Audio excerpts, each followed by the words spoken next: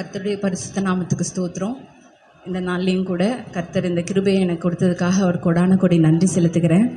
இன்றைக்கி நான் பேச விரும்பின காரியம் என்னவென்றால், எப்படியாக நாம் தேவ அன்பை வெளிப்படுத்துகிறவர்களாக இருக்கிறோம். Expression of love towards God. இப்போ தேவனிடத்தில் நாம் அன்பு கூறுகிறோம் அப்படின்னு சொல்கிறோம். அது ஆண்டவர் ஒரு கட்டளையாக நமக்கு கொடுத்திருக்கிறார். ஆனால் நம்ம எத்தனை பேர் அதை நாம் வெளிக்காட்டுகிறோம்?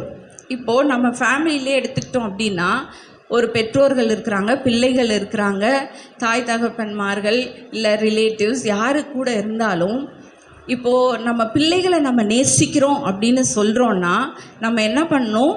அதை வெளிக்காட்டுனாதான் அவங்களுக்கு என்ன பண்ண முடியும்? அதை புரிந்து கொள்ள முடியும்.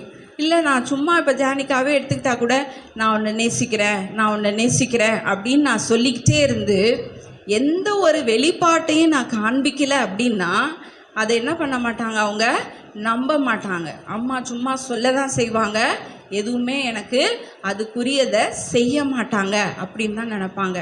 அதே போல தான் ஆண்டவர். இப்போ ஆண்டவர் எடுத்துக்கிட்டோம் அப்படின்னா அவர் எல்லாவற்றையும் செய்து முடித்து விட்டார். நம்புறீங்க தானே? ஏசப்பா நமக்காக, இல்லை தேவன் நமக்காக இனி எனக்கு நான் இப்படி இருக்கேன், எனக்கு எதுவுமே செய்யாமல் விட்டுட்டார் அப்படின்னு சொல்கிறதுக்கு எதுவுமே கிடையாது. அவர் எல்லாவற்றையும் நமக்காக செய்து முடித்துட்டார். அப்போது நாம் அதற்கு ரெஸ்பான்ஸாக, இப்போ அதே மாதிரி பிள்ளைகள் எடுத்துக்கிட்டோம் அப்படின்னா நம்ம அவங்கக்கிட்டேருந்து எதிர்பார்க்குறோம்ல, நம்ம பிள்ளைகள் நம்மளை நேசிக்கிறாங்க அப்படின்னு சொன்னால் நம்ம அவங்கக்கிட்ட ஒரு சில காரியங்களை வெளிப்படையாக அவங்க காண்பிக்கணும்னு சொல்லி எதிர்பார்க்குறோம். இப்போ ஒரு சில நேரம் ஜானி மாட்டே நான் சொல்லுவேன், நீ அம்மாவை பிடிக்கும் அப்பாவை பிடிக்கும்னு சொல்கிற, ஆனால் மம்மி டாடி சொல்கிறத நீ ஒரு சில நேரம் கேட்கவே மாட்டேங்கிறியே. அப்போ ஒரு காரியம் நான் என்ன எதிர்பார்க்குறேன், அது நம்மகிட்ட கீழ்ப்படியணும் அப்படின்னு சொல்லி எதிர்பார்க்குறேன். அது மாதிரி ஆண்டவரும் அவர் எல்லாவற்றையும் நமக்கு செய்து முடித்துட்டார். இப்போ நம்மக்கிட்ட ஒரு சில காரியங்களை அவர் எதிர்பார்க்குறார். நம்ம நிறைய நேரத்தில் என்ன பண்ணுறோன்னா, நம்ம ஆண்டவரை நேசிக்கிறோம்னு சொல்கிறோம், ஆனால் அதற்குரிய கிரியைகளை நம்ம நிறைய நேரத்தில் ஆண்டவர்கிட்ட வெளிக்காட்டுவது இல்லை. ஸோ இன்றைய தினத்தில் ஆண்டவர் எப்படி தம்முடைய அன்பை அவர் வெளிக்காட்டினார், இப்போ நாம் எப்படி ஆண்டவர்கிட்ட அதை எந்த காரியத்தின் மூலமாகலாம் நம்ம அந்த அன்பை வெளிக்காட்ட முடியும்னு சொல்லி ஒரு சில காரியங்களை நம்ம இன்றைய தினத்தில் பார்க்கலாம். முதலாவது, தேவன் தம்முடைய அன்பை அவர் எல்லாவற்றையும் செய்து வெளிக்காட்டி இருக்கிறார். ஆனாலும் வசனங்கள் மூலமாக ஒரு சில காரியங்களை அவர் தம்முடைய அன்பின் நிமித்தமாக நமக்கு செய்திருக்கிறார். அதை நம்ம பார்க்கலாம். அப்போதான் ஆண்டவர் எனக்காக இதெல்லாத்தையும் செஞ்சு அவர் ப்ரூஃப் பண்ணியிருக்கார் அப்படின்னு சொல்லி அந்த இப்போ எப்படி நம்ம அந்த வெளிக்காட்டுனா தான் அந்த பிள்ளைங்க நம்புகிறாங்களோ, அது மாதிரி ஆண்டவரும் நம்முடைய லைஃப்பில் ஒரு சிலதை ப்ரூஃப் பண்ணியிருக்கார். பார், நான் இதை செஞ்சு நான் உன்னை நேசிக்கிறேன், இதை செய்து நான் உன்னை நேசிக்கிறேன்னு சொல்லி வேதத்தின் மூலமாக ஆண்டவர் ஒரு சில காரியங்களை நமக்கு காட்டியிருக்கிறார். இப்போ யூஸ்வலாக பார்த்தீங்கன்னா ரிசர்ச், ஏன் அந்த ப்ரூஃப், ஏன் அதை நம்ம வெளிக்காட்டணும், ஏன் நம்ம அதை கிரியையில் காண்பிக்கணும் அப்படின்னு சொல்லி பார்த்தோன்னா, ஆண்டவர் பாருங்கள், இப்போ ஒரு ரிசர்ச் எடுத்துக்கோங்களேன். இப்போ ரிசர்ச்னா ஆராய்ச்சின்னு சொல்கிறாங்கல்ல. இப்போ மெடிக்கல் ஃபீல்டில் இருக்கிறதுனால மெடிசின் பற்றி உங்களுக்கு தெரியும். இப்போ நமக்கு கொடுக்கறதான மருந்து மாத்திரைகள் எதுவும் டைரெக்டாக என்னத்தையோ செஞ்சு நமக்கு என்ன பண்ணிடல, கொடுக்கவே படுவது கிடையாது. அதை அவங்க ஆராய்ச்சி செய்கிறாங்க. இப்போ என்ன ஆராய்ச்சி செய்கிறாங்க? இந்த மருந்து போட்டால் இது சரியாகும் அப்படின்னு சும்மா செஞ்சு நமக்கு கொடுத்துறதில்ல, ஏதோ ஒரு ஐடியாவில் அவங்க செஞ்சு கொடுத்துறதில்ல, அதை ப்ரூஃப் பண்ணுறாங்க. என்ன பண்ணுறாங்க? அதை ஆராய்ச்சி செஞ்சு இந்த மருந்து இப்படி கலந்து கொடுத்தா அது இந்த வியாதியை போக்குதான்னு சொல்லி ஒரு மிருகத்திடமோ இல்லை ஒரு எலிக்கிட்டையோ அந்த மாதிரிலாம் ஆராய்ச்சி செய்து அதை அந்த காரியத்தை வெளிப்படுத்துதான்னு சொல்லி கடைசியில் ஆன்சரில் என்ன பண்ணுவாங்க, அவங்க அதை ப்ரூஃப் பண்ணுவாங்க. அது ப்ரூஃப் பண்ணப்பட்டாதான் நம்ம நம்பி என்ன பண்ணுவோம், அந்த மாத்திரையை சாப்பிடுவோம். யாராவது சும்மா அதை கலந்து வச்சுருக்கோம் இது சரியாயிரும்னு சொல்கிறாங்க, சாப்பிட்டு பாருங்கன்னு சொன்னால் நம்ம என்ன பண்ண மாட்டோம், கண்டிப்பாக அதை நம்ம எடுத்துக்கொள்ளவே மாட்டோம். ஸோ அதே மாதிரி தான் ஆண்டவர் அவர் ப்ரூஃப் பண்ணி வச்சுருக்கார், நான் அவங்கள நேசிக்கிறேன்னு சொல்லி.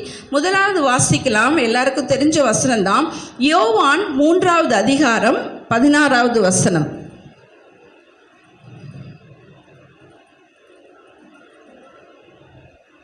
மனப்பாடமாக சொல்லலாம்.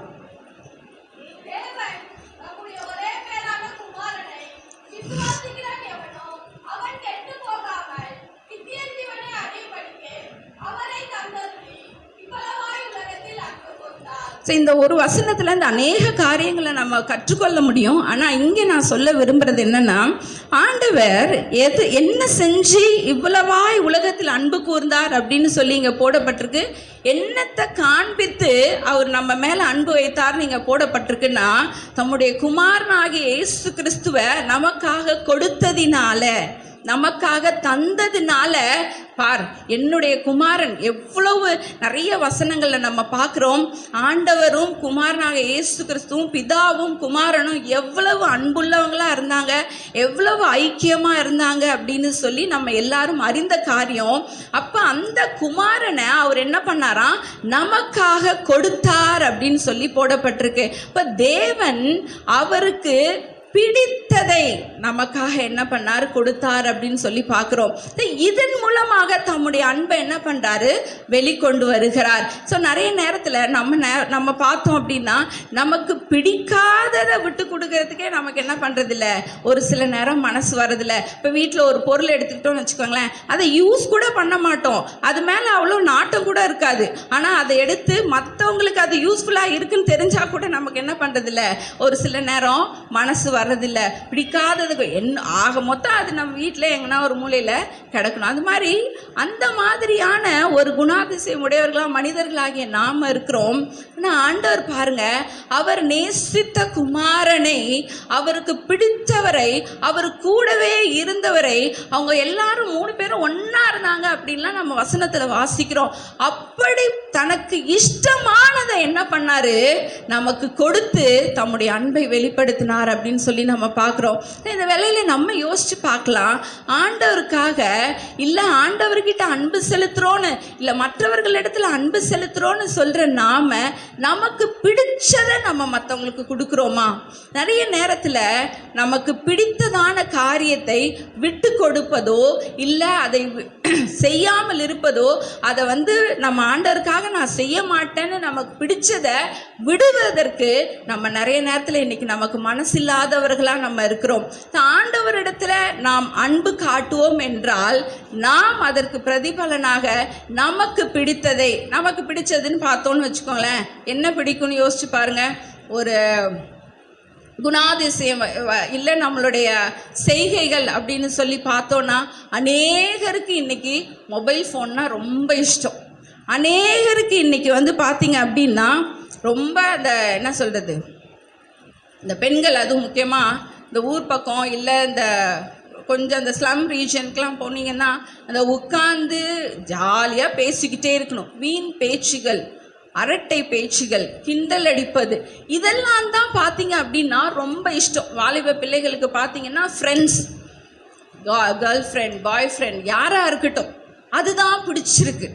இப்போ இன்றைக்கி ஆண்டவர் தனக்கு பிடிச்சதை விட்டு கொடுத்தார்ல, அது மாதிரி நமக்கு பிடிச்சதை விட முடியுமா? கொஞ்சம் யோசித்து பார்க்கலாம். நமக்கு பிடித்ததை அது நான் இந்த காரியங்களை யோசிக்கும் பொழுது பார்த்தீங்கன்னா, தேவன் நம் மேலே வைத்த அன்பை வார்த்தையாலேயோ நம்மளுடைய சிந்தனையாலேயோ அதை புரிந்து கொள்ளவே முடியாது. அப்பேற்பட்ட காரியத்தை தேவன் நமக்காக செய்திருக்கிறார். தேவன் நமக்கு தம்முடைய குமாரனை இப்படி கொடுத்து நம்ம மேலே அன்பு செலுத்தணும்னு அவருக்கு என்ன இருக்குது சொல்லுங்க பார்க்கலாம், நம்ம மேலே அப்படி செய்யணும்னு சொல்லி. ஆனால் நாம் மீட்படையும் அந்த அளவுக்கு அவர் நம்மளை நேசிக்கிறாருன்னு நம்ம பார்க்குறோம். நம்ம நல்ல வாழ்க்கை வாழணும், நாம் மீட்படையணும், இந்த நரகத்துக்கு போகாமல் நாம் பரலோகத்துக்கு போகணும்னு சொல்லி நான் எனக்கு யோசிச்சு பார்த்தா, அப்போது குமாரன் கூட அவ்வளவு நேசமாக இருக்கிறாருன்னு நம்ம பார்க்குறோமே. அந்த நேசத்தை காட்டிலும் தேவன் நம்ம மீது நேசமாக இருக்கிறாரோ அப்படிதான் நினைக்க தோணுதில்ல. நமக்கு ஒன்று பிடிச்சிருக்கு அப்படின்னா அதை நம்ம கொடுக்க மாட்டோம்.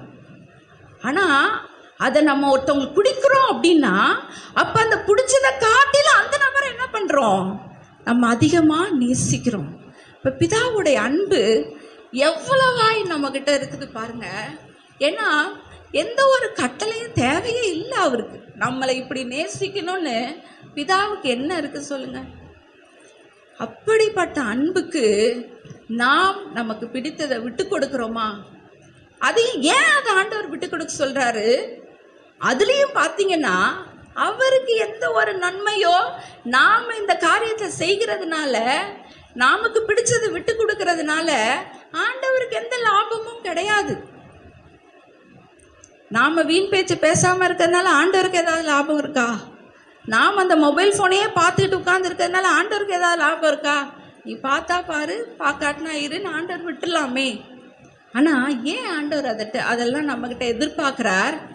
அப்போ தான் நம்ம அந்த பரலோக ராஜ்யத்துக்கு பாத்திரவான்களா, ஐயோ என் பிள்ளை இப்படிப்பட்ட காரியத்தெல்லாம் செஞ்சு பாவத்துக்குள்ளே போய் நரகத்துக்கு போயிடக்கூடாது, அந்த பரலோகத்துக்கு பாத்திரவானா மாறணும் அப்படின்ற ஒரு நல்ல ஒரு எண்ணத்தோடு ஆண்டவர் என்ன பண்ணுறார், அதை நம்மக்கிட்ட எதிர்பார்க்குறார்.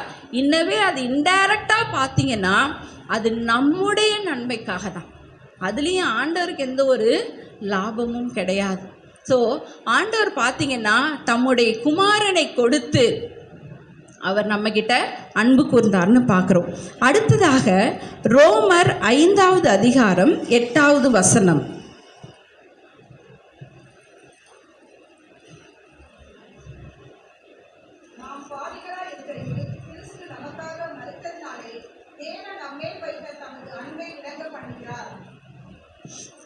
இங்கே பார்த்தீங்க அப்படின்னா ஆண்டவருடைய வசனத்தில் போடப்பட்டிருக்கு, நாம் பாவிகளாய் இருக்கையில் கிறிஸ்து நமக்காக மரித்ததினாலே.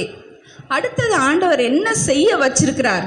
முதல்ல தம்முடைய குமாரனை நமக்காக கொடுத்தார், இந்த உலகத்துக்கு அனுப்பி வச்சார். அடுத்தது பார்த்தீங்க அப்படின்னா அவரை நம்ம மேலே வைத்த அன்பை வெளிக்காட்டுவதற்கு அவரை மரணத்துக்குள்ளாக கொடுத்தார் அப்படின்னு சொல்லி பார்க்குறோம். இது அடுத்த ஒரு எக்ஸ்ட்ரீம் இல்லை. முதல்ல கொடுத்தாரு இந்த உலகத்துக்கு. அடுத்தது பார்த்தீங்க அப்படின்னா சரி ஏதோ அனுப்பி விட்டார் ஆண்டவர், இங்கே மனிதனாக பிறந்தார், ஏன்னா நம்மளுடைய பாவத்துக்காக அவர் மரித்து நமக்கு அந்த மீட்பை தரணும்னு சொல்லி அனுப்பி வச்சார். ஓகே, அடுத்தது அவரை மரணத்துக்குள்ளாக ஒப்பு கொடுப்பது என்பது எவ்வளோ ஒரு பயங்கரமான காரியம் இல்லை? ஸோ அப்படியாக தேவன் தம்முடைய அன்பை வெளிப்படுத்தினார் அப்படின்னு சொல்லி நம்ம இந்த வேலையில் பார்க்க முடியும். ஸோ ஏன் ஆண்டவர் இந்த காரியத்தை செய்தார் அப்படின்னு சொல்லி நாங்கள் அங்கே போயிருந்த இடத்துல கூட இந்த வசனங்களை குறித்து ஒரு சில காரியங்கள்லாம் சொல்லி கொடுத்தாங்க, அது பிறகு பார்க்கலாம். ஆனால் நாம் பாவிகளாக இருக்கையில் தேவன் நம்மிடத்தில் அவருடைய கிறிஸ்துவை மரிப்பதற்கு ஒப்பு கொடுத்து அன்பு கூர்ந்தான்னு பார்க்குறோம். இப்போது பாவத்தின் சம்பளம் மரணம் அப்படின்னு சொல்லிட்டு ரோமர் 6வது அதிகாரம் 23வது வசனத்தில் போடப்பட்டிருக்கு. அப்போது நம்ம எல்லாமே தப்பு செஞ்சு அந்த மரணத்துக்கு பாத்திரவான்களாக தான் நம்ம எல்லாருமே இருக்கோம்.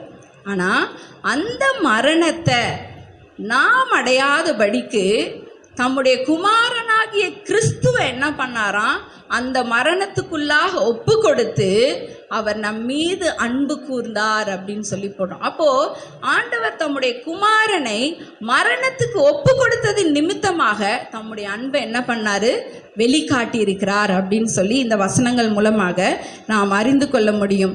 அடுத்ததாக பார்த்தீங்க அப்படின்னா 1 யோவான் 3வது அதிகாரம் 1வது வசனம்.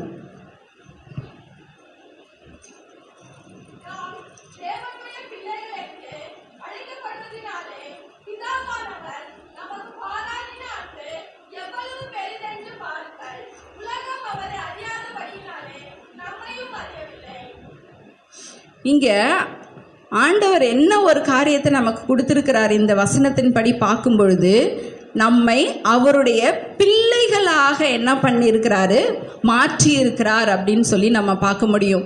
இப்போ தேவன் தம்முடைய அன்பை எப்படி வெளிக்காட்டி இருக்கிறார்னா, ஒன்றுக்கும் யோசிச்சு பாருங்களேன். நம்ம இந்த உலகத்தை உண்டாக்கின, அண்ட சராசரங்களை உண்டாக்கின இவ்வளோ பெரிய தேவனுக்கு நாம் பிள்ளைகள் அப்படின்னு யோசிச்சு கூட நம்மளால என்ன பண்ணல, நம்மளால பார்க்க முடியல. அப்படிப்பட்டதான ஒரு தகுதியை நமக்கு கொடுத்து என்ன பண்ணியிருக்கிறார் ஆண்டவர், நம் மீது அன்பு கூர்ந்திருக்கிறார்னு சொல்லி இந்த வசனத்துலேருந்து நம்ம பார்க்க முடியும். இப்போ பிதாவுக்கு பிள்ளைன்னா இப்போ நம்ம தகப்பன், இப்போ அப்பா அம்மா இருக்கோம், நமக்கு என்ன சொந்தமோ, நமக்கு என்ன காரியங்கள் நம்ம கூட இருக்கோ அது யாருக்கு சொந்தம்? அடுத்தது இப்போ நீங்கள் சொத்து வச்சுருக்கீங்க, உங்களுக்கு அப்புறம் அது யாருக்கு சொந்தம்? நம்முடைய பிள்ளைகளுக்கு சொந்தம் அப்படின்னு சொல்லி பார்க்குறோம். ஸோ அது மாதிரி ஆண்டவரை யோசிச்சு பாருங்களேன். இப்போ ஆண்டவருக்கு பிள்ளைகள் நாம அப்படின்னா அவருக்கு சொந்தமானது. ஆண்டவருடைய வசனம் ரோமர் 8வது அதிகாரத்திலே போடப்பட்டிருக்கு, நாம் அவருக்கு சுதந்திரவாளிகளாக இருக்கிறோம் அப்படின்னு சொல்லிட்டு. அப்போது அவருக்கு என்ன சொந்தமோ அது எல்லாத்தையும் நமக்கு கொடுத்துருக்கிறார் அப்படின்னு சொல்லி நம்ம பார்க்குறோம். ஆனால் நிறைய நேரத்தில் நாம் தான் என்ன பண்ணுறதில்ல, அவருடைய பிள்ளைகளாக இருப்பதற்கு நம்மளை ஒப்பு கொடுப்பதில்லை. அதனால் அவருக்கு சொந்தமானதை நம்ம என்ன பண்ண முடியல, பெற்றுக்கொள்ள முடியாமல் இருக்கிறோம். ஆண்டவர் அவருடைய அன்பை மூன்றாவதாக எப்படி வெளிக்காட்டி இருக்கிறார்னா, உங்களையும் என்னையும் தம்முடைய பிள்ளையாக அவர் பிள்ளையா தெரிஞ்சு வச்சு அவருடைய அன்பை காட்டிட்டார். அடுத்தது பார்க்கலாம், நம்ம தான் அவர் காட்டின அன்பை எப்படி நம்ம அதை ஏற்றுக்கொண்டு இருக்கிறோம் அப்படின்னு சொல்லி. ஸோ மூன்றாவது பார்த்தீங்கன்னா, அங்கே அவர் தம்முடைய பிள்ளைகளாக நம்மளை தெரிந்து கொண்டு தம்முடைய அன்பை காட்டியிருக்கிறார் அப்படின்னு சொல்லி பார்க்கலாம். நான்காவதாக 1 யோவான் 4வது அதிகாரம் 16வது வசனம்.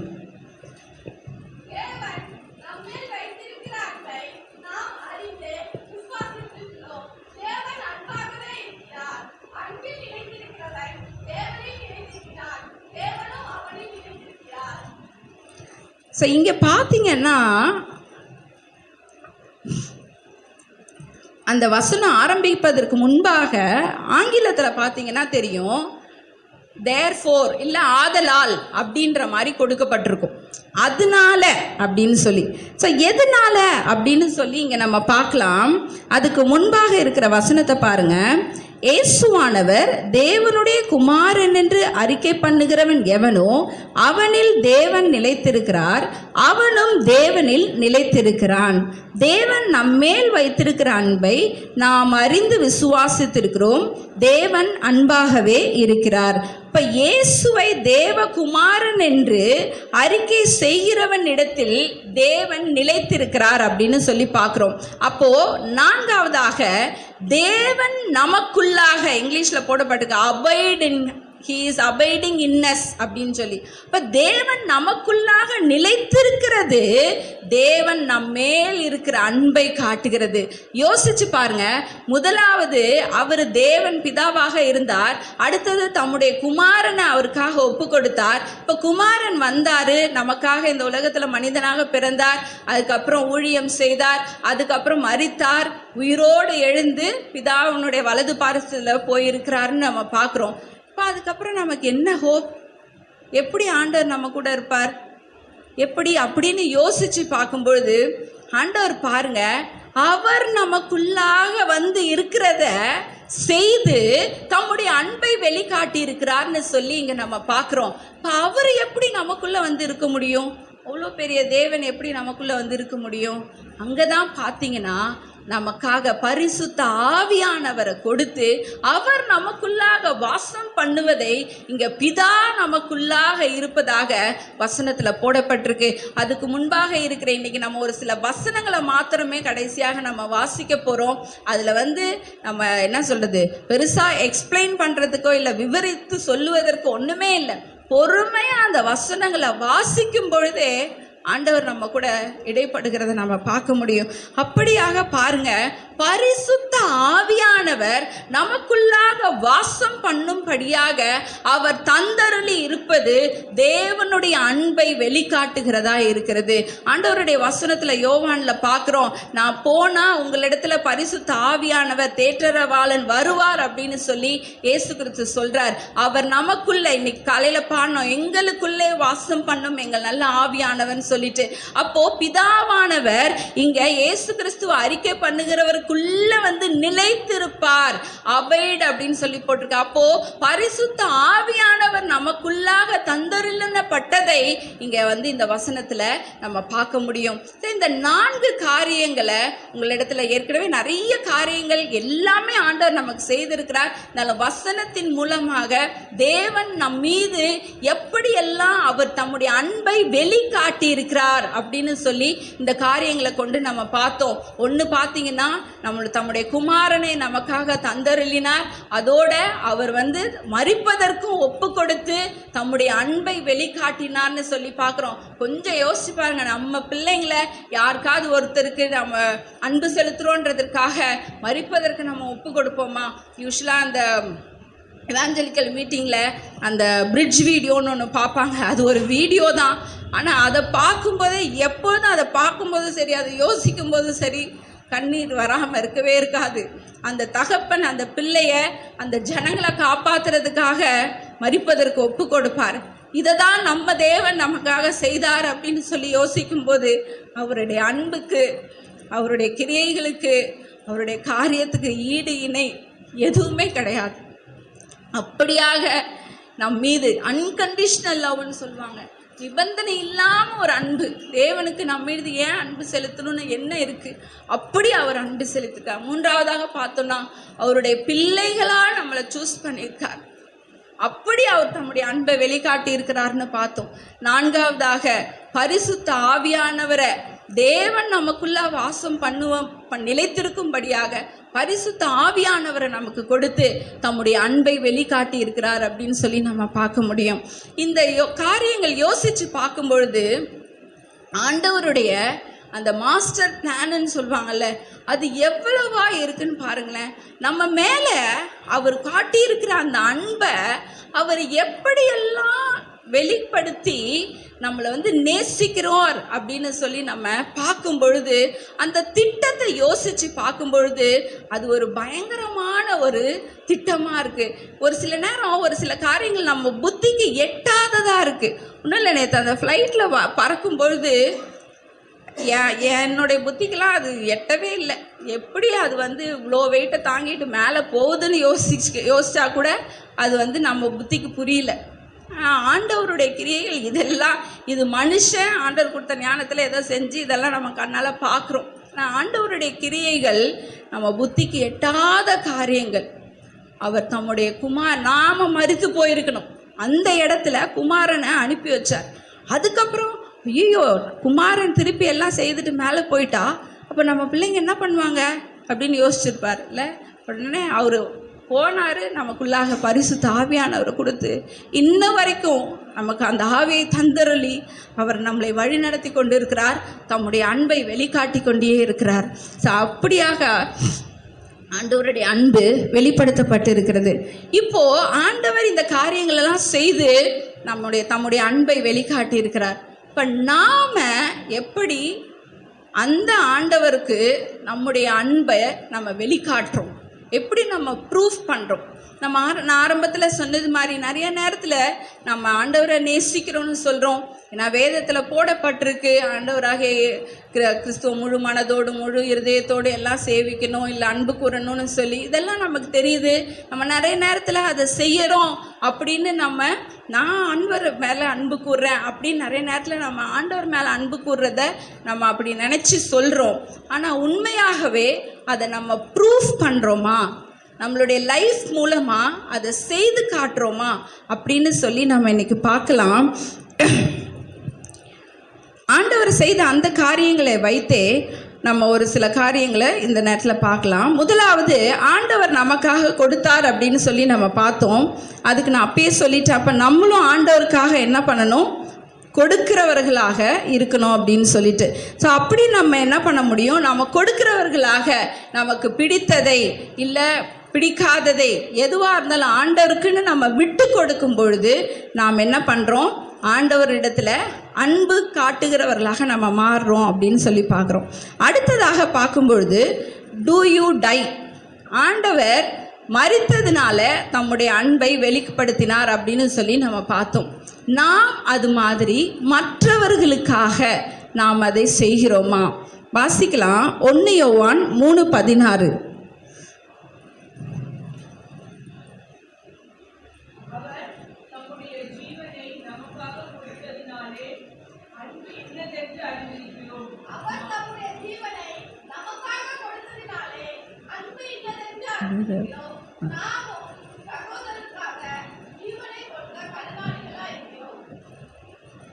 வேறு வசனம் வாசிக்கிறாங்கன்னு நினச்சிட்டிங்களோ? அவங்களும் அதே தான் வாசித்தாங்க. சரி, பரவாயில்ல. ஓகே, இங்கே பார்த்தீங்க அப்படின்னா ஆண்டவர் நமக்காக என்ன பண்ணாராம்? ஜீவனை கொடுத்ததுனாலே அன்பு இன்னதென்று அறிந்திருக்கிறோம். அதை தான் நம்ம அந்த வசனத்துலேயும் பார்த்தோம், ரோமர் 8:5-8. அப்போ இங்கே 1 யோவான் எழுதுறாரு, நாமும் சகோதரருக்காக ஜீவனை கொடுக்க கடனாளிகளாக இருக்கிறோம் அப்படின்னு சொல்லி. அப்போது நாமளும் அதை செய்யணும் அப்படின்னு சொல்லி தான் என்ன பண்ணுறாரு ஆண்டவர் இங்கே எதிர்பார்க்குறார். அந்த காரியத்தை செய்யும்படியாக இங்கே வசனத்துலேயும் போடப்பட்டிருக்கு. 1 யோவான் 3வது அதிகாரம் 18வது வசனம் பாருங்கள். ஏன் நம்ம அப்படி ஆண்டவர் நம்மக்கிட்ட அப்படி கொடுத்துருக்கிறார் அப்படின்னு சொல்லி பார்க்கும்பொழுது 18வது வசனம்,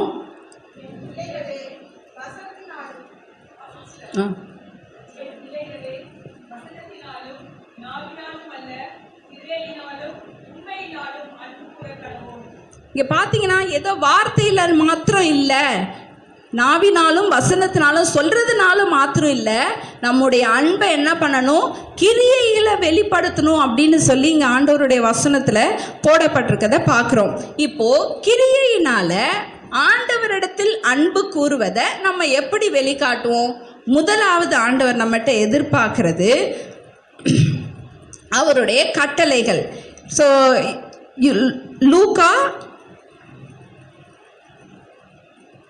லூக்கா 14வது அதிகாரம், ஒரு நிமிஷம் வசனத்தை எழுதாமட்டார்.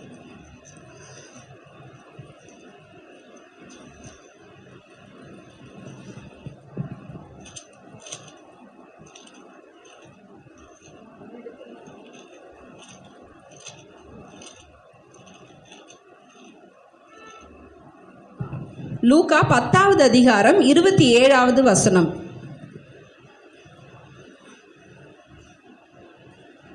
லூக்கா 10:27 நமக்கு தெரிஞ்ச வசனம் தான்.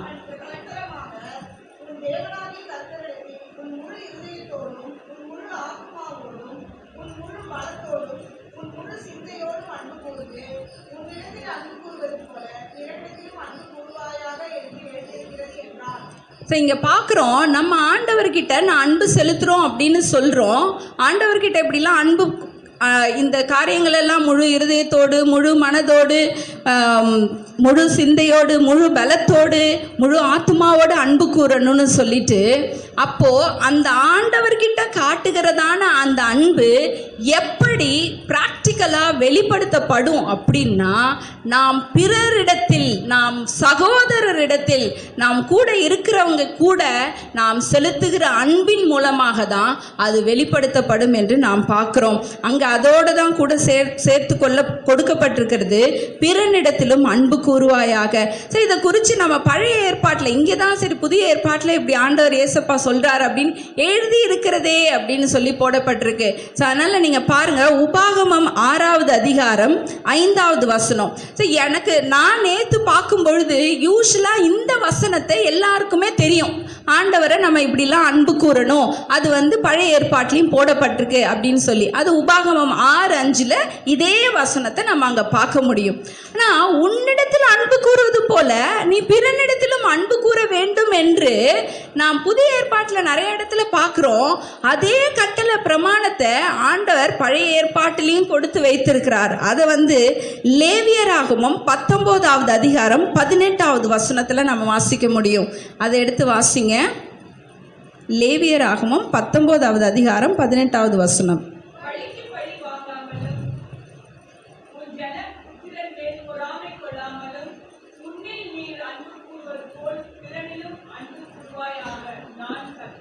இங்கே பாருங்க, உன்னில் நீ அன்பு கூறுவது போல பிறனிடத்திலும் அன்பு கூறுவாயாக, நான் கர்த்தர் அப்படின்னு சொல்லி இங்கே போடப்பட்டிருக்கு. இப்போ தேவன் நாம் நம்முடைய சகோதரரிடத்தில் முதலாவது இந்த அன்பு எங்கே துவங்கணும் அப்படின்னா, நம்ம நிறைய நேரத்தில் கேட்டிருக்க விஷயந்தான், நம்மளுடைய குடும்பத்தில் நாம் இதை காட்ட வேண்டும். தேவனுடைய அன்பை நாம் நம்முடைய குடும்ப நபர்களிடத்தில், இப்போ ஏன்னா நிறைய பேர் பிள்ளைகள் ரட்சிக்கப்படாமல், இல்லை கணவன் ரட்சிக்கப்படாமல், இப்படிப்பட்ட சூழ்நிலையில் தான் நம்ம குடும்பங்கள் காணப்படுது. இல்லை முழு குடும்பமாக இருந்தால் கூட தேவனுடைய அன்பை நாம் அவர்களிடத்தில் காட்டுகிறோமா அப்படின்றது ரொம்ப முக்கியம். எப்படி ஒரு சில நேரம் தேவன் தம்முடைய அன்பை நமக்கு வெளிக்காட்டி இருக்கிறாரோ, அதே போல நாம் நம்முடைய அன்பை தேவனிடத்திலும் மற்றவர்களிடத்திலும் எப்படி காட்டுகிறோம் அப்படின்னு நம்ம யோசிச்சு பார்க்கணும். உங்கள் ஃபேமிலியில் இருக்கிறவங்க எப்படிப்பட்டவங்கன்னு உங்களுக்கு தெரியும். இப்போ அவங்கக்கிட்ட நான் தேவனுடைய அன்பை நான் எப்படி காட்ட முடியும், எப்படி நான் அவங்கள நேசிக்கிறேன்னு நான் அவங்களுக்கு சொல்ல முடியும்னு நீங்கள் யோசித்து பார்த்து, மேபி உங்களுடைய நிறைய நேரத்தில் இன்னொரு நேரம் நம்ம என்ன பண்ணிடுறோன்னா, நமக்கு எப்படி பிடிக்குமோ அதை மாதிரி தான் என்ன பண்ணுவோம், நாம் மற்றவங்கள இடத்துல நம்மளுடைய நேசத்தை காமிப்போம். இப்போ பிள்ளைகளே எடுத்துக்கோன்னு வச்சுக்கோங்களேன், எனக்கு இதை செஞ்சு அவளை பிரியப்படுத்தணும் அப்படின்னா அதை செஞ்சு பிரியப்படுத்துறது பெருசு கிடையாது.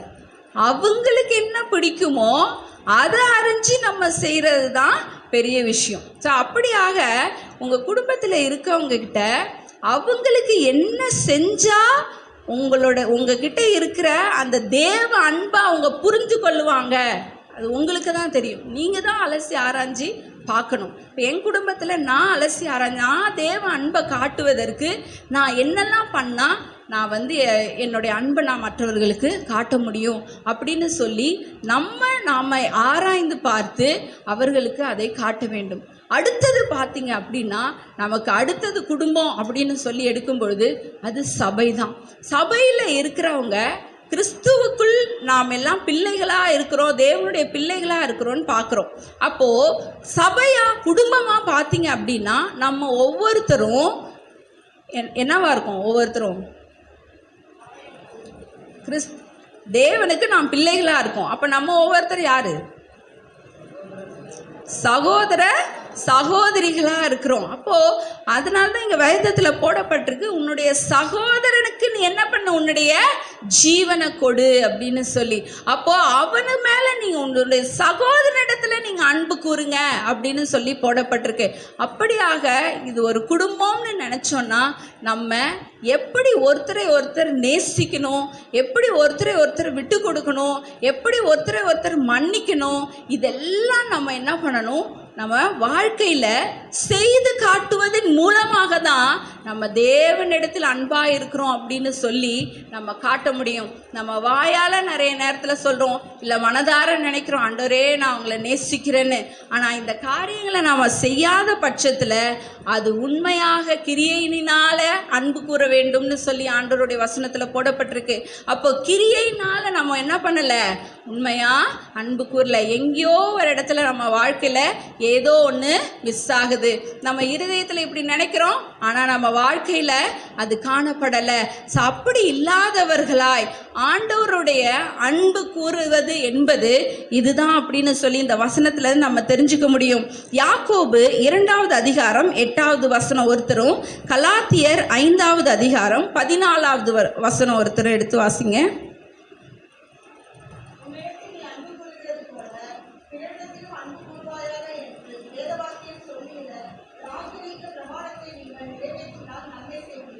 இங்கே பாருங்கள், உன்னிடத்தில் நீ அன்பு கூறுவதில் பிறனிடத்திலும் அன்பு கூறுவது என்பது ராஜரீக பிரமாணமாக என்ன பண்ணுறது, வசனத்தில் எழுதப்பட்டிருக்கிறது. அடுத்ததாக கலாத்தியர் 5:14,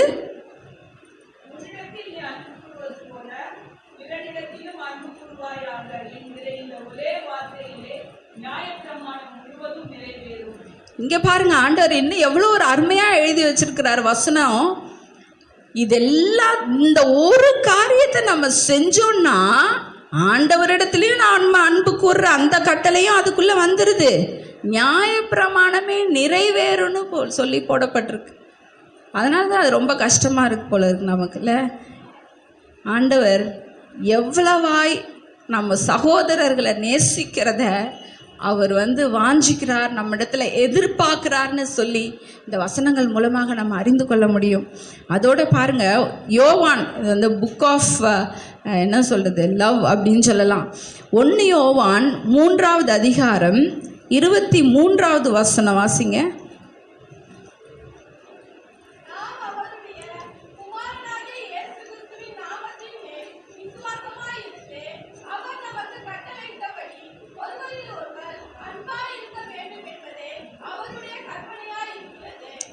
நாம் ஒருவரில் ஒருவர் அன்பாக இருக்க வேண்டும் என்பதுதான் என்னவா இருக்கான், தேவனுடைய கற்பனையா இருக்கு அப்படின்னு சொல்லி போடப்பட்டிருக்கோம். இந்த 1 யோவான்ல மாத்திரம் இந்த வார்த்தை எத்தனை தடவை வருதுன்னு பாருங்க. அதே 3வது அதிகாரம் 1வது வசனம் யாராவது வாசிங்க.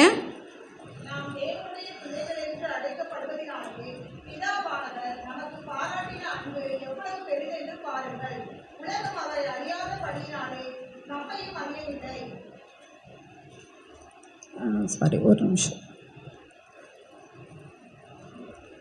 4வது அதிகாரம் 7வது வசனம்.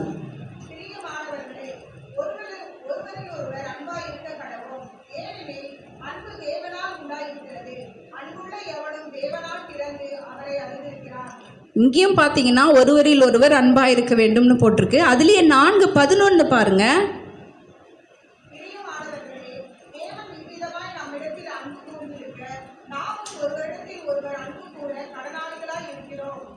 அந்த 3வது அதிகாரத்தில் 1வது வசனம் இல்லை, சாரி 11வது வசனம் நான் வாசிக்கிறேன்.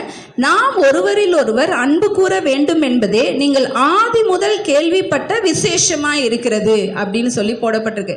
இந்த 2 அதிகாரத்தில் மட்டும் மொத்தமாக இந்த 1 யோவான் அதிகாரத்தில் மாத்திரம் பார்த்தீங்கன்னா இத்தனை இடத்துல ஒருவரில் ஒருவர், ஒருவர் மேல் ஒருவர் அன்பாக இருக்க வேண்டும் அப்படின்னு சொல்லி யூஸ்வலாக வேத வசனத்தில் ஒரு காரியம் திரும்ப திரும்ப கொடுக்கப்பட்டிருக்கு அப்படின்னா அது ஆண்டவர் அந்த அளவுக்காய் அதை முக்கியப்படுத்தி வச்சிருக்கிறார். அதை நம்முடைய வாழ்க்கையில் எதிர்பார்க்கிறார்னு அர்த்தம். என்னடா வாசித்த வசனத்தையே திருப்பி திருப்பி வாசிச்சோன்றதுக்காக இல்லை, இப்படியாக இத்தனை முறை நாம் எப்படி நம்முடைய சகோதரத்தில் அன்பு கூறுவது முக்கியம் என்பதை தேவ வசனத்தில் குறிப்பிடப்பட்டிருக்கதை நாம் இதிலிருந்து அறிந்து கொள்ள முடியும். இதை ஏன் சொல்கிறேன் அப்படின்னா, நாம் அதை செய்வதற்கு நம்ம ஒப்பு கொடுக்கணும், அதற்கு ரொம்ப நம்ம முக்கியத்துவம் தரணுன்றதுக்காக தான். அடுத்ததாக பார்த்தீங்க அப்படின்னா, ஆண்டவர் தம் மீது அன்பு கூறுவதை நம்ம எப்படி வெளிக்காட்டணும்னு எதிர்பார்க்கிறார், சகோதரனை சிநேகிப்பதின் மூலமாக. அடுத்ததாக பார்க்கும் பொழுது நாம் ஒழுங்குள்ளவர்களாய் நம்மை காண்பிக்கும் பொழுது அது தேவனிடத்தில் அன்பு கூறுகிறதற்கு ஒரு வாய்ப்பாக அமைகிறது. ஏன்னா ஆரம்பத்தில் பார்த்தீங்க அப்படின்னா தேவன் எல்லாவற்றையும் நேர்த்தியாய் செய்து வைத்து இது நல்லது இது நல்லது அப்படின்னு சொல்லி யாருக்காக இது எல்லாத்தையும் உண்டாக்கி வச்சாராம்? யாருக்காக? நமக்காக. எல்லாவற்றையும் பர்ஃபெக்டாக செஞ்சார் அப்படின்னு சொல்லி பார்க்க முடியும். அதே நேரத்தில் தான் 1 கொரிந்தியர் 14வது அதிகாரம் 40வது வசனத்தில் கூட நம்ம பார்க்க முடியும், சகலவற்றையும் நல்லொழுக்கமாயும் கிரமமாயும் செய்ய கடவீர்கள் அப்படின்னு சொல்லி அங்கே பவுல் அறிவுறுத்துறதை நம்ம பார்க்க முடியும். அப்போது நாம் டிசிப்ளின்டா ஒழுக்கம் உள்ளவர்களாக இருந்து நம்மை வெளிப்படுத்துவது தேவனிடத்தில் அன்பு கூறுவதற்கு சமமாக இருக்கிறது. ஏன் அப்படின்னா நம்ம நிறைய நேரத்தில், இப்போ நான் ஸ்கூலுன்னு சொன்னேன், இந்த காரியத்தை சொல்லும்பொழுது என்னடா இப்படி திரும்பி திரும்பி இதே சொல்கிறாங்களேன்னு யோசிக்காதீங்க. ஒரு ஸ்கூலுக்கு நம்ம பிள்ளைங்களை நேரத்துக்கு கொண்டு போய் விடுறோம். நேற்று ஒன்றும் இல்லை, அந்த ஃப்ளைட்டுக்கு அந்த இதெல்லாம் கொடுத்து பார்க்கும் பொழுது எனக்கு அதுதான் யோசனை வந்தது. 25 மினிட்ஸுக்கு முன்னாடி அந்த கடைசி இதில் இல்லை அப்படின்னா ஃப்ளைட் அங்கே எடுக்காமலே அங்கேயே இருந்தால் கூட அந்த டோர் க்ளோஸ் ஆயிடுச்சுன்னா நம்ம என்ன பண்ண முடியாது, உள்ளே போக முடியாது. குறைஞ்சபட்சம் அட்லீஸ்ட் 2 மணி நேரம் இல்லை 3 மணி நேரம் முன்னாடி நம்ம இருக்கணும் அப்படின்னு சொல்கிறாங்க. அப்படி ஒரு சூழ்நிலையில் நம்ம இருக்கிறோம் அப்படின்னா யாராவது நம்ம ஒரு 5 நிமிஷம் பரவாயில்ல நமக்காக ஃப்ளைட்டு நிற்கும் லேட்டாக போவோமா? கண்டிப்பாக போக மாட்டோம்ல. அவ்வளோ ரூல்ஸ் அவன் கொடுத்து வச்சுருக்கான் ஒரு ட்ராவலிங்க்கு. ஆனால் நம்ம ஆண்டவரை நம்ம எவ்வளோ லைட்டாக எடுத்துக்கிறோம்ல. ஒரு சபைக்கு நேரத்துக்கு வாங்க அப்படின்னு சொல்கிற காரியத்தை கூட நம்மளால் என்ன பண்ண முடியல, செய்ய முடியல. இப்போது ஆனால் நம்ம என்ன பண்ணுறோம், நம்ம ஆண்டவரை நேசிக்கிறோம் அப்படின்னு சொல்கிறோம். ஏதோ இதை செஞ்சிடறதுனால ஆண்டவரை நேசிக்கிறோம் அப்படின்னு அர்த்தம் கிடையாது. எல்லாமே நம்முடைய ஆட்டிடியூட்னு சொல்லுவாங்க, நம்முடைய சிந்தை. நாம் என்ன காரியத்துக்காக அதை யோசித்து செய்கிறோம். ஐயோ நான் ஆண்டவரை துதிக்க போகிறேன். எங்கள் அத்தை சொல்லுவாங்க, யூஸ்வலாக அந்த சர்ச்சில் ஒரு தரிசனம் பார்த்ததா, இந்த சபைக்கு நேரத்துக்கு போகிறதுக்கு முன்னாடி அங்கே வந்து ஆண்டவர் வந்து உட்கார்ந்துருக்கிற மாதிரி பார்த்ததான். இப்போது நமக்கு முன்னாடி ஆண்டவர் இங்கே இருக்கிறார். அப்போ ஆண்டவர் ஆராதிக்கவும் அவருடைய வார்த்தையும் கேட்க வர்ற நாம எல்லா நேரத்துலையுமே தாமதம், ஏதோ ஒரு நாள் 2 நாள் இல்லை கொஞ்சம் சூழ்நிலை ஏதோ ஒரு சில நேரம் அப்படின்னா பரவாயில்ல. ரெகுலராகவே நம்ம இப்படி இருக்கும் பொழுது அது உண்மையாகவே ஆண்டவருக்கு மன வருத்தத்தை கொண்டு வருகிறதா இருக்கும். என்னன்னா, அதை இதை செஞ்சதுனால நான் ஆண்டவரை பிரியப்படுத்துருவேன்னு இல்லை. ஒரு சில நேரம் அப்படியும் ஒரு எக்ஸ்ட்ரீமுக்கு போயிடுவாங்க. கரெக்டாக வருவாங்க, கரெக்டாக போவாங்க, எல்லாத்துலேயும் பர்ஃபெக்டாக இருப்பாங்க. நான் ஆண்டவரை நேசிக்கிறேன், இல்லைன்னா நான் இப்படி செஞ்சால் ஆண்டவர் எனக்கு இந்த ஆசீர்வாதத்தை தரணும் அப்படிலாம் கிடையாது. எதை செய்தாலும் நாம் நேசத்தின் நிமித்தமாக, அன்பின் நிமித்தமாக செய்யும் பொழுது, இல்லை லேட்டாக வரோமா, அட்லீஸ்ட் அதுக்காக ஒரு மன வருத்தம், ஐயோ ஆண்டவரே நான் இன்றைக்கி இப்படி பண்ணிட்டேன், அடுத்த வாரமாவது நான் கரெக்டாக போயிடணும், அடுத்த தடவையாவது நான் இப்படி செஞ்சிடணும், என் சகோதரர்கிட்ட நான் கோவப்பட்டுட்டேன், நான் இப்போ பண்ணிட்டேன், ஐயோ அடுத்த தடவை நான் ஒப்புரவாயிடணும், சாயங்காலத்துக்குள்ளே நான் சரியாயிடணும், நான் சூரியன் அஸ்தமிக்கிறதுக்கு முன்பாக உங்கள் கோபம் தனியே கிடவுது அப்படின்னு சொல்லி போடப்பட்டிருக்கு. அப்படியாக நாம் என்ன விதத்தில் நம்ம வந்து ஆண்டவருக்கு நம்முடைய அன்பை வெளிக்காட்ட முடியும்? நம்ம இப்படி நடக்கும் பொழுது ஆண்டவர் அதில் பிரியப்படுகிற தேவனாக இருப்பாரான்னு சொல்லி யோசிப்பார். கொஞ்சம் முயற்சி எடுத்து பாருங்க, ஆண்டவருக்காக கரெக்டாக வர்றதுக்கு. இன்றைக்கி கூட ஆக்சுவலாக மேரி ஆண்டியும் கிறிஸ்டினா ஆண்டி ஃபேமிலியை தவிர சபை ஆரம்பிக்கிறப்ப வேறு யாருமே இல்லை. இதை நான் சொல்கிறது வந்து ஏதோ சபைக்கு பர்ஃபெக்டாக வரணும், கரெக்டாக இருக்கணும் அதுக்காக இல்லை. நம்ம இருக்கிற ஒவ்வொரு நிலையிலேருந்து நம்ம ஆண்டவருடைய அன்பை இப்படி வெளிக்காட்டும் பொழுது ஆண்டவருடைய ஆசீர்வாதம் நம்ம மேலே வரும். அந்த ஆசீர்வாதத்தை பெற்றுக்கொள்வதற்காக சபைக்கு கரெக்டாக வரீங்களா? ஓகே, அடுத்த ஸ்டெப்பு வேறு என்ன காரியத்தில் நம்ம வாழ்க்கையில் நம்ம தவறுகிறோம் அதை சரி செய்துக்கும். ஸோ நம்ம சபையில் இன்னும் நேரத்துக்கு வருவதற்கும் இல்லை சபைக்கே வருவதற்குமே ஒரு சில பிரச்சனைகளோடும் பாடுகளோடு இருக்கும் பொழுது கொஞ்சம் நீங்கள் உங்களை ஒப்பு கொடுங்க, ஆண்டவருடைய உதவியை கேட்டு செய்யுங்க. ஒரு சிலரோட சூழ்நிலைகள் புரிகிறது, ஒரு சிலவங்களோட குடும்ப சூழ்நிலைகள் தெரிகிறது. ஆனாலும் அதுக்கு ஒரு கால அளவு ஆண்டவர் வச்சுருக்கார், ஒரு டைம் பீரியட் வச்சுருக்கார். புதுசாக பிறந்த குழந்தைங்கள்ட்ட ஒரு சிலதை எதிர்பார்ப்பார், கொஞ்சம் வளர்ந்தவங்கள்ட்ட கொஞ்சம் எதிர்பார்ப்பார், கொஞ்சம் நல்லா வளர்ந்தவங்கள்ட்ட அதுக்கேற்ற மாதிரி எதிர்பார்ப்பார். நல்லா வளர்ந்த குழந்தைங்க வந்து சின்ன பிள்ளைத்தனமாக இருக்கிறத ஆண்டவர் விருப்பப்படுவாரா? இல்லை. அதே மாதிரி தான் இப்போ என் வாழ்க்கையில் நான் என்ன காரியங்களில் நான் குறையாக இருக்கிறேனோ, எதில் நான் சரி செய்துக்கணுமோ அதை நான் அலசி ஆராய்ச்சி நான் சரி செய்யணும். இந்த விஷயத்தில் மேபி நான் சரியாக வந்துடலாம். ஆனால் என்னுடைய வாழ்க்கையில் ஆண்டவருக்கு சரி செய்து என்னுடைய அன்பை வெளிக்காட்ட வேண்டிய மற்ற எவ்வளோ காரியங்கள் இருக்குது, அதில் நான் செய்யணும். அப்படியாக உங்களுடைய ஒவ்வொருத்தருடைய வாழ்க்கையையும் நீங்கள் அலசி ஆராய்ந்து பார்த்து நான் எதில் நான் சரி செய்து என்னுடைய ஆண்டவருக்கு என்னுடைய அன்பை நான் காட்ட முடியும் அப்படின்னு சொல்லி நீங்கள் யோசித்து பாருங்கள். ஸோ டிசிப்ளினாக இருக்கிறது ஆண்டவர்கிட்ட நாம் காட்டுகிற அன்பை வெளிப்படுத்துகிறது. நாம் பேசுகிற பேச்சில் இருக்கலாம், ஆண்டவரை வர்ஷிப் பண்ணுறதுல இருக்கலாம். சபைக்கு வருவோம், ஒரு சில நேரம் ஆண்டவர் கூட அந்த ஒரு ஈடுபாடு இருக்கவே இருக்காது. ஒரு சில நேரம் நம்ம சிந்தனைகள் வேறு ஏதாவது காரியத்தை யோசித்து கொண்டு அதில் நம்மளுடைய நாட்டம் போகிறதாக, ஏதோ நம்ம உடல் மட்டும் இங்கே இருக்கும், நம்ம ஆவி வேறு இடத்துல இருக்கும். ஸோ அப்படியெல்லாம் இல்லாதபடிக்கு ஒப்பு கொடுத்துட்டு ஜெபம் பண்ணிட்டு எல்லா விதத்துலேயும் ஆண்டவரே நான் உங்களை வர்ஷிப் பண்ண போகிறேன், நான் என்னுடைய முழு இருதயத்தோடும் முழு மனசோடும் என்னுடைய காரியத்தை நான் உங்களுக்கு நான் தரணும், என்னுடைய துதியை தரணும் அப்படின்னு சொல்லி எல்லாவற்றிலும் ஒரு டிசிப்ளினாக இருப்பதற்கு நம்மளை ஒப்பு கொடுப்போம். அடுத்ததாக பார்த்தீங்க அப்படின்னா ஒபீடியன்ஸ், கீழ்ப்படிதல். நம்முடைய கீழ்ப்படிதல் மூலமாக நம்முடைய ஆண்டவருக்கு நாம் அன்பை செலுத்த முடியும். இது எல்லாருக்கும் அறிஞ்ச வசனம்தான். 1 யோவான் 5வது அதிகாரம் 3வது வசனம்.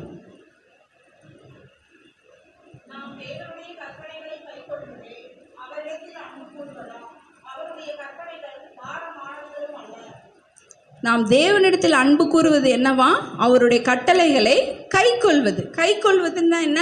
அவர் கொடுத்திருக்கிறதான கட்டளைகளை நாம் கடைபிடிப்பது, அதை கீழ்ப்படிந்து செய்வது. அதுதான் நம்ம வந்து தேவனிடத்தில் அன்பு கூறுவதை நம்ம வெளிக்காட்டுகிறோம் அப்படின்னு சொல்லி நம்ம பார்க்குறோம். ஸோ அப்போ நம்ம வந்து எப்படிலாம் கீழ்ப்படியணும் அப்படின்னு சொல்லி ஆண்டவருடைய வேதத்தில் நிறைய காரியங்கள் எதற்கெல்லாம் கீழ்ப்படியணும்னு சொல்லி போடப்பட்டிருக்கு. ஸோ அதில் தான் பார்த்தீங்கன்னா 1 யோவான், இன்னைக்கு நீங்கள் இந்த வாரத்தில் இது ஒரு எக்ஸசைஸ் மாதிரி வச்சுக்கோங்க.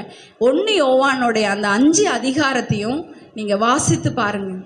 ஆண்டவர் எப்படி தம்முடைய கட்டளைகளுக்கு கீழ்ப்படினோம், எப்படியாக அன்பு கூறணும், எப்படி நமக்கு பரிசுத்த ஆவியானவரை கொடுத்து நம்மேல அவருடைய அன்பை நமக்கு வைத்திருக்கிறார் அப்படின்னு சொல்லி அந்த வசனங்கள் வாசிக்கும் போது அது அப்படியே நம்ம கூட பேசுகிறதான காரியமாக இருக்குது. அதனால் நீங்கள் அந்த வசனங்களை இந்த வாரத்தில் நீங்கள் வாசித்து பாருங்கள். அப்போது அதனால தான் நான் ஸ்டார்டிங்கில் சொன்ன ஒரு சில வசனங்களை இன்றைக்கி வாசிக்க தான் போகிறோம். டைம் இல்லாதனால நான் இதோட முடிக்கிறேன். ஸோ வசனங்களை வாசிக்க தான் போகிறோன்னு சொன்னோம். நீங்கள் அதுக்கு பெரிய வியாக்கியானம்லாம் தேவையே இல்லை. நீங்கள் அப்படியே வாசிங்க. அதை நம்ம செய்யறதுக்கு நம்ம ஒப்பு கொடுத்தாலே, அதான் சொல்லிட்டாரே ஆண்டவர், உன் சகோதரனை நீ அன்பு கூர்னா நீ ராஜரீக பிரமாணம் நியாயப்பிரமாணம் முழுவதையும் நிறைவேற்றுறேன்னு சொல்கிறார். அப்போ அதுக்கு நம்மளை ஒப்பு கொடுக்கும் பொழுது கண்டிப்பாக அது ஒரு பெரிய விஷயமா இருக்குது. ஆண்டவரிடத்தில் நாம் அன்பு கூறுவதை வெளிக்காட்டுவதாக இருக்கிறது. ஸோ இதுதான் கடைசியாக நம்ம ஆண்டவருக்கு கீழ்ப்படினோம் அப்படின்னு சொல்லி நம்ம பார்க்குறோம். ஸோ ஆண்டவர் இப்படியாக நம்மிடத்தில் அன்பு கூர்ந்து காரியங்கள் எல்லாம் காண்பித்தார்ல, அதை நாம் ஏற்றுக்கொள்ளக்கூடிய பிள்ளைகளாக இருக்கிறோமா அப்படின்னு சொல்லி கொஞ்சம் யோசிச்சு பாருங்க. நிறைய நேரத்தில் இந்த 3வது பாயிண்டாக சொன்னோம்ல, தேவனுடைய பிள்ளைகள் இருக்கிறத அவர் வந்து தம்முடைய அன்பை வெளிப்படுத்தி காண்பித்திருக்கிறான்னு சொல்லிட்டு, அப்போது ஆண்டவர் தம்முடைய பிள்ளைகளாக நம்மை தெரிந்து கொண்டு அன்பை காண்பித்திருக்கிறார். ஆனால் அந்த பிள்ளைகளுக்குரிய பாத்திரவான்களாக ஆண்டவர் நமக்கு கொடுத்திருக்கிற அந்த கிரெடிட்டை, அந்த நிலையை, அந்த பொசிஷனை நம்ம தக்க வைத்து கொள்கிறோமா, இல்லை அதை ஏற்றுக்கொள்கிறோமா? நிறைய நேரத்தில் பார்த்தீங்கன்னா நாம் இந்த கெட்ட குமாரன் போல ஆண்டவர் நம்ம மேலே வைத்திருக்கிற அன்பை உதாசீனப்படுத்துகிறவர்களாயும், அதை புரிந்து கொள்ளாதவர்களாயும், அதை ஏற்றுக்கொள்ளாதவர்களுமாய் தான் நம்ம நிறைய நேரத்தில் நடந்து கொள்ளுகிறோம். அப்படி இல்லாதபடிக்கு நாம் இப்படிலாம் நடந்து ஆண்டவரையும் நம்ம மற்றவர்களையும் நேசிக்கும் பொழுது கர்த்தர் உண்மையாகவே அதில் பிரியப்படுகிற தேவனாக இருப்பார். அதே போல் கடைசி வசனம் பார்த்தோம், ஆண்டவர் நமக்குள்ளாக நிலைத்திருக்கிறார் அப்படின்னு சொல்லி.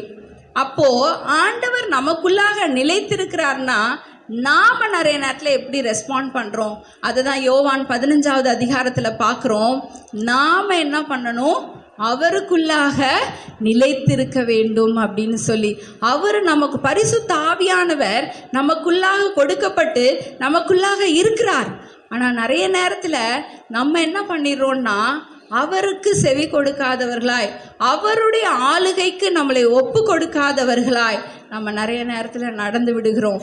எப்படி தேவன் நமக்குள்ளாக நிலைத்திருக்கிறார்னு பார்க்குறோமோ, அதற்கு நாம் செய்ய வேண்டிய பிரதிபலன் நாமும் அவரை இறுக பிடிச்சிக்கணும், அவருக்குள்ளே நம்ம ஒட்டிக்கணும். அப்படி இருக்கும் பொழுது கண்டிப்பாக என்ன பண்ண மாட்டோம்? நம்ம தவறவே மாட்டோம். ஏன்னா நம்ம ஏதோ ஒரு கெட்ட காரியத்தையோ வேண்டாததையோ போய் செய்யப்படல. அவர் அதுதான் எதிர்பார்க்குறார். நீ என் கூட இரு, எனக்குள்ளே நீ தங்கிரு. அப்போ என்ன பண்ணுவோம்? நம்ம நல்ல கனி கொடுக்கிறவர்களாக, எப்படி அந்த திராட்சை கொடி வந்து அந்த செடியில் போய் ஒட்டிக்கிட்டு இருக்கும் பொழுது அது வந்து கனி கொடுக்கும் அப்படின்னு சொல்லி பார்க்குறோமோ, நம்ம அதே மாதிரி ஆண்டவருக்குள்ளாக ஒட்டிக்கிட்டு அவர் கூட இருக்கும் பொழுது நாமும் என்ன பண்ணுவோம்? கனி தருகிறவர்களாக இருப்போம். இதை தான் ஆண்டவர் நம்மக்கிட்ட என்ன பண்ணுறாரு? எதிர்பார்க்குறார். இதுதான் அன்பின் வெளிப்பாடாக இருக்கிறது. கடைசியாக நம்ம நினைக்கலாம் நிறைய நேரத்தில், இப்படிலாம் செஞ்சு நான் என்னுடைய அன்பை வந்து வெளிக்காட்டணுமா? இப்படிலாம் நான் கஷ்டப்படணுமா? இது ரொம்ப பாடாக இருக்கே, நான் எப்படி என்னுடைய தன்மையை விட்டு கொடுக்க முடியலையே? ஒரு சில நேரம் எனக்கு இது ரொம்ப கஷ்டமாக இருக்கே. கிறிஸ்தவ வாழ்க்கை இவ்வளோ பிரச்சனையா? நான் லாஸ்ட் வீக் யூத் பசங்கக்கிட்ட பேசினேன். கலப்பையில் கை வச்சிட்டோம், திரும்பி பார்க்கக்கூடாது. ஆண்டவர் தம் மீது இவ்வளோ அன்பு காட்டி நம்மளெல்லாம் சூஸ் பண்ணியிருக்காரு. ஆனால் நம்ம என்ன தெரியுமா நினைக்கிறோம்? அதுக்கு இந்த மாதிரிலாம் செய்கிறதுக்கு கஷ்டப்பட்டுக்கிட்டு, யோ இது இவ்வளோ பாடா, கிறிஸ்தவ வாழ்க்கை இப்படி தான் இருக்கணுமா அப்படின்னு சொல்லி நம்ம கேள்வியோடும் கஷ்டத்தோடும் ஒரு பாரமான இருதயத்தோடும் அதை பாடுகளாக ஏற்றுக்கொண்டு இருக்கிறோம். எல்லாருமே தான். அப்போது இங்கே பார்த்தீங்கன்னா ஆண்டவர் ஒரு வசனத்தை சொல்கிறாரு, அவனுடைய கிரியைக்கு தக்க பலன் ஆண்டவர் நமக்கு என்ன பண்ணுறாராம், தராராம். இன்றைக்கி யோசித்து பார்க்கலாம். நான் யோசிச்சுட்டு இருந்தேன், ஏதோ ஜானிகா இதுக்கு சொல்கிறதுக்காக இல்லை, அது மாதிரி நிறைய பிள்ளைங்களும் இருக்காங்க. அந்த ட்ராக்ஸ் மினிஸ்ட்ரிக்கு போகிறப்ப ஒரு வாரம் தவறாம நான் சொல்லுவ சமயத்தில், நீ இருந்துக்கோடா, நீ இந்த வாரம் இருந்துக்கோ, பரவாயில்ல, வீட்டில் இருந்துக்கோ, நாங்கள் போயிட்டு வரோம். இல்லை நான் வருவோமான்ட்டு ஓடியாரோம். அது சின்ன பிள்ளைத்தனமா. ஆனால் அவ்வளோ தூரம் எங்கள் கூட எங்கெல்லாம் போகிறோமோ வர்றவங்களுக்கு தெரியும். நடந்து வரோம், அதுவும் போய் அதோட பாட்டில் விளையாட்டுத்தனமாக செய்யும் கொடுக்கும். அதுக்கப்புறம் சமயத்தில் வந்துட்டு கால் வலிக்குது சொல்லும். அப்போ யோசிச்சு பார்ப்பேன் நான், ஆண்டவர் பாருங்க, யார் என்னென்ன காரியங்கள் செய்கிறாங்களோ அதற்குரிய பலனை ஆண்டவர் கண்டிப்பாக தருவார். எல்லாத்துக்கும் ஒரே நிலையான காரியங்கள் ஆசீர்வாதங்கள் கிடையாது. இங்கே வேதத்தின் படி பார்க்கும் பொழுது நம்ம என்ன செய்கிறோமோ அதுக்குரிய பலன். நம்ம ஆண்டவருக்காக எந்த அளவுக்கு எல்லா காரியங்களையும் ஒப்பு கொடுத்து நம்ம செய்கிறோமோ அதுக்கேற்ற மாதிரி தான் பரலோகத்தில் நம்மளுடைய சீட். ஒரு ட்ரெயின் எடுத்துக்கிட்டோன்னா first class, second class, general compartment, அப்புறம் அன்ரிசர்வ்டுன்னு வைக்கிறோம். ஒரு ஃப்ளைட்டை எடுத்துக்கிட்டோன்னா பிஸ்னஸ் கம்பார்ட்மெண்ட்டு, நார்மல் சீட்டு இதுன்னு வைக்கிறோம். அதே மாதிரி தான் பரலோகத்துலேயும் எல்லாரும் எல்லா மாதிரியும் ஒரே மாதிரி இருக்க மாட்டோம். நம்ம எப்படி வாழ்ந்து நம்ம எப்படி நம்மளுடைய கிரியைகளை நாம் செய்கிறோமோ, ஆண்டவருடைய வேதத்தின் படியாக நம்ம சூழ்நிலை நிமித்தம் நம்ம எப்படி ஒப்பு கொடுக்குறோமோ அதை பேஸ் பண்ணி தான் பரலோகத்தில் நம்முடைய சீட். நம்ம எப்படிப்பட்ட சீட்டில் இருக்க விரும்புகிறோன்னு யோசித்து நம்ம செயல்படுவோம். யூஸ்வலாக கிறிஸ்டோஃபரை நான் இப்போ சொல்வார், ஃப்ரண்ட் ரோவில் இருக்கணும் பரலோகத்தில் அப்படின்னு. சும்மா எப்படி இருக்குமோ தெரில, அந்த ஒரு ஆண்டவர் கூட க்ளோஸாக இருக்கிற அந்த இடத்துக்கு போகணும் அப்படின்னு சொல்லி அந்த மாதிரி சொல்லுவாங்க. அப்படி பார்க்கும்பொழுது உலகத்தில் மனிதர்கள் அந்த காலத்தில் வேதத்தில் வாழ்ந்தவங்க மாத்திரம் இல்லை, அதுக்கப்புறம் மிஷினரிகளாக வந்து தன்னை அர்ப்பணித்தாங்களே அவங்க மாத்திரம் இல்லை, நம்ம வாழ்ந்த காலகட்டத்திலேயே இப்போவும் எவ்வளோ மனிதர்கள் ஆண்டவருக்காக எவ்வளோ சாக்ரிஃபைஸ் பண்ணி தன்னை வந்து ஒப்பு கொடுத்துருக்காங்க. அப்போ அவங்களுக்கும் நமக்கும் ஒரே மாதிரி இருக்காது. இங்கேயும் ஒவ்வொருத்தருக்கும் ஒரே மாதிரி இருக்காது. ஸோ அதனால் எந்த சீட்டில் போய் நம்ம உட்கார போகிறோம் அப்படின்னு நாம் தான் டிசைட் பண்ணணும். கர்த்தர் நாம இந்த வார்த்தைகளை ஆசீர்வதிப்பாராக.